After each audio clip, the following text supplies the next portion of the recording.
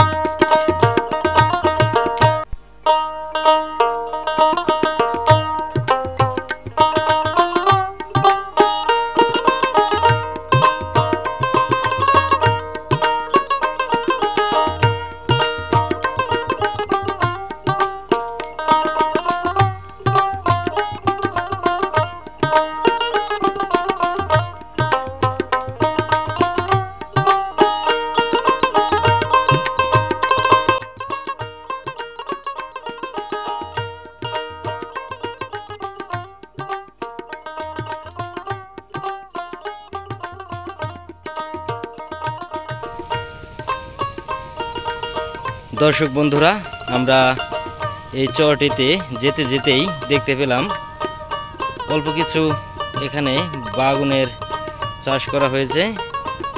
এই গাঙ্গের পার দিয়ে যে মেঠো রাস্তাটি রয়েছে সেই রাস্তার ধারেই। তো সেই ঘাসগুলোতে প্রচুর পরিমাণে বাগুন ধরে আছে। এক একটি গাছে মানে কয়েক কেজি করে বেগুন হবে। একটু দেখানোর চেষ্টা করছি আপনাদেরকে। এই যে আপনারা দেখতে পাচ্ছেন, এই যে দেখুন, এই যেখানে ছোট্ট একটি গাছ দেখতে পাচ্ছেন, এই গাছে দেখুন নাহলে 1 কেজির উপরে বাগুন ধরে আছে। আর দেখুন প্রচুর পরিমাণে বাগুন কিন্তু এই গাছগুলোতে ধরে আছে। দুই পাশে রয়েছে, এই যে এখানে রয়েছে আরো অনেক, মানে এক কথায় বলতে গেলে টাকার গাছ। অনেকেই বলেন যে টাকা কি গাছে ধরে, সত্যি কিন্তু তাই বন্ধুরা। এই যে দেখুন টাকা কিন্তু গাছে ধরে আছে, দেখতে পাচ্ছেন অনেক বেগুন ধরে আছে এই গাছগুলোতে।